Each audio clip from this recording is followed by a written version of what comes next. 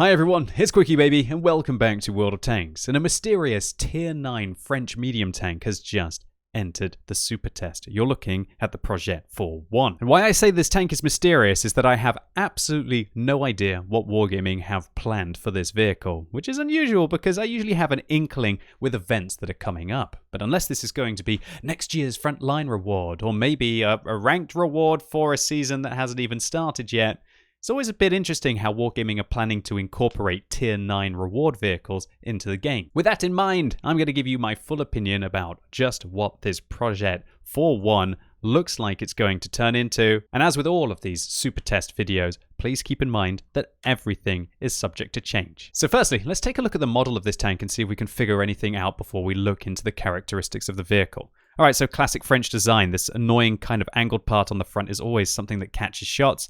The lower plate on this tank is quite large. It looks like it goes all the way up the hull, whereas I feel like the bat chat is maybe a little bit more angled than that. I should expect that's going to make this lower plate very, very easy to penetrate, but this upper plate, depending on how thick it is, and it looks like that's quite a thick welded plate over the front of this vehicle, could be a very good shot catch. But oh my word, this doesn't look like your classic French turret, right? French turrets look like they're quite weak. And while this one, again, doesn't look like it has the best angling, it looks like it could be quite thick. One thing I really like the look of with this vehicle is just how high the gun is on the turret. You'll often hear me talking about the forehead of the tank. I consider this the distance between the gun and then the top of the turret. And obviously, the larger the forehead is going to be of the tank, then the easier it's going to be able to shoot it as it comes up over a ridgeline. This is what makes tanks like the Manticore and some of the Swedish auto-loading heavy tanks just so darn deadly on a ridgeline that it's not about the fact that they've got godlike armor. Well, I guess it is in the case of the Swedish heavies, but it's more of a case of just avoiding the shot altogether in the first place. And the fact that this gun is almost mounted above the turret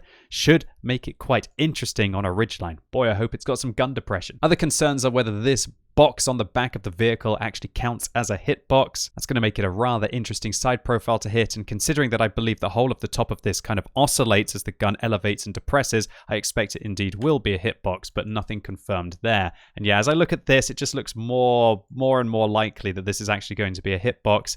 That looks like a very large target from above for artillery to hit. Considering just how flat that is, whoa, if Wargaming do make those sandbox test server changes with the artillery, this is one of the first ones that I want to be shooting with my armor-piercing rounds. I really hope that the box on the back of the tank doesn't count as a hitbox, as all of you French medium tank lovers out there will know that it's usually about avoiding the shot altogether rather than taking the shot that will mean about whether you take the damage or not. Apart from that, it looks like a fairly angled, but just looks like a Bat Chat 25T, which is a tank that I certainly enjoy, so I'm quite liking the aesthetics of this vehicle so far. So as usual, Wargaming have given us all of the statistics of the Projet 4-1 on this infographic, and just to remind you that this is the super test, characteristics are not final, and all the statistics that we're talking about in this video are preliminary, and it's really just to give you an idea of what to look forward to in World of Tanks, so you can know about the development as well. And if the statistics change at the end, then you can have a better idea of how Wargaming use the super test and use their balancing department to figure out about whether these statistics are final or not.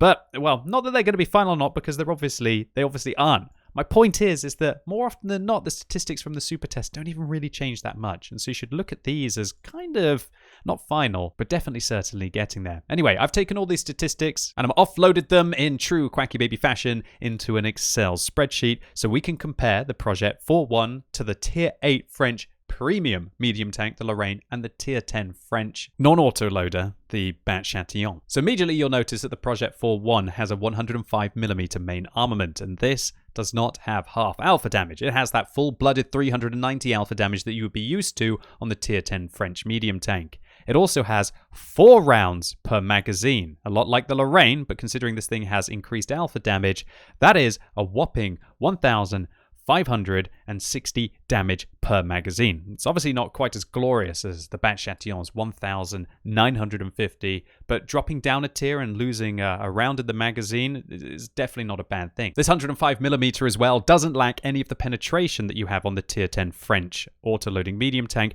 264 is actually higher than the Bat Chat, 330 on its heat and 53 on its HE with 480 alpha damage, a lot like the Bat Chat at Tier 10.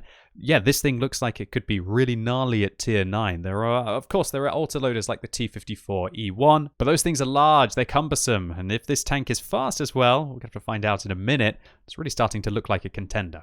All right, however, just as I say that, one thing that looks like it's pretty awful about this vehicle is the intra-clip reload. 4 seconds between the shells.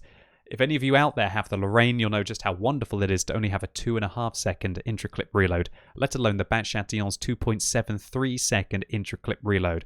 Now, all of you out there who have played vehicles like the AMX 5120, when it has a 3.33 second intra-clip reload, will know just how long you have to sit in front of your opponents.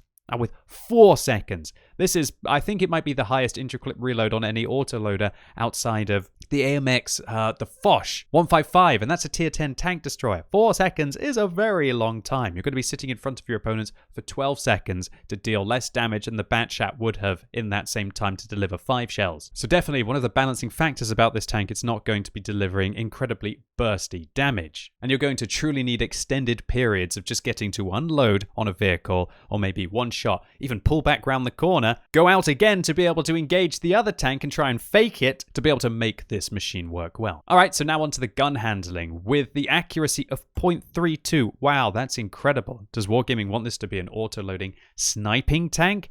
Well, it would suggest so with the intra-clip reload. 4 seconds intra-clip reload isn't that bad when we consider that you might be able to play at long range and snipe it out, whereas in close quarters combat, that intra-clip reload might play out to be a significant larger disadvantage.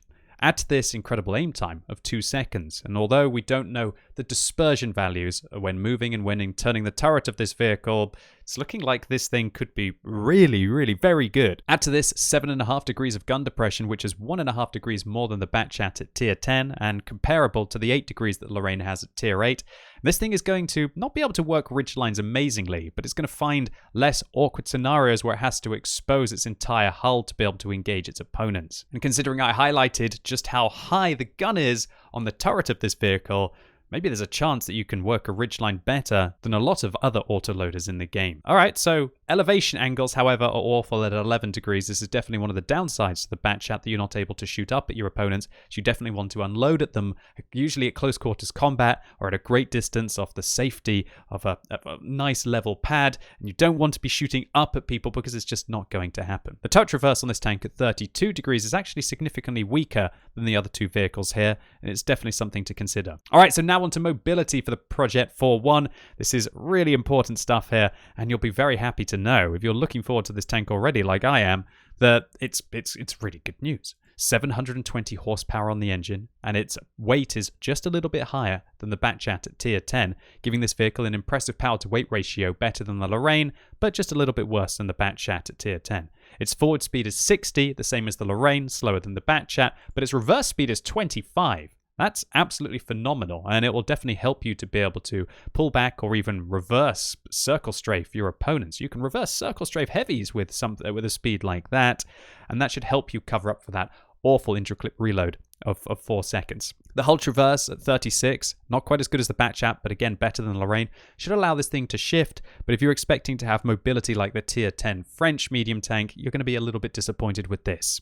All right, so now onto the hull armor. It's 55 degrees at the front, better than the Lorraine and the Bat Chat, and 40 degrees at the side means that you're going to be able to pull off some miracle bounces against everything 120mm calibers and lower. The armor at the back is negligible, but oh my word, look at this turret armor. 120, and take into account just how well angled that turret was. At least from the front, you're not going to be taking any high explosive damage, that's for sure. And even this side plate here, if you face the vehicle completely front on, these cheeks are going to be very well angled indeed. And while I don't think that the front of the turret is going to take hits from equal and higher tiered opponents, when you're engaging some of those tier 7 medium tanks or even some tier 8s with lesser penetration, you might be able to get about 200mm of effective turret armor in this tank, which again is way better than the Lorraine. So to cap it all off, this vehicle has a nice chunk of hit points at 1,750, only 50 less than the Bat Chat. But oh, this is a bit of a sucky thing about the tank. The view range is 380 meters, but you've probably got yourself an exceptionally skilled French medium tank crew, hopefully with recon and situational awareness and brothers in arms. So it's definitely going to be manageable. But if you're expecting this thing, and I was kind of hoping for a little while to have that 0.32 accuracy at long distances with incredible aim time and okay depression values to be sniping and spotting for itself, that might not be the case. You're going to have to be a little bit more aggressive than in the bat chat if you want to have killer view range in this vehicle. But again, as it doesn't use a gun rammer, you're going to have more flexibility to take both coated optics and vents on this vehicle, which will actually make the view range a little bit better than 380 base at the expense of damage per minute of the vehicle. So the only other thing that really concerns me about this vehicle is just how large the profile is of it. It does look like the profile is quite large, but it's hard to say with the bat chat in the screenshots that have been provided. Obviously, the profile, the height of the vehicle, will indicate just how good the camouflage is going to be on the tank, and camouflage just is oh so truly important on your auto-loading tank so you can advance into position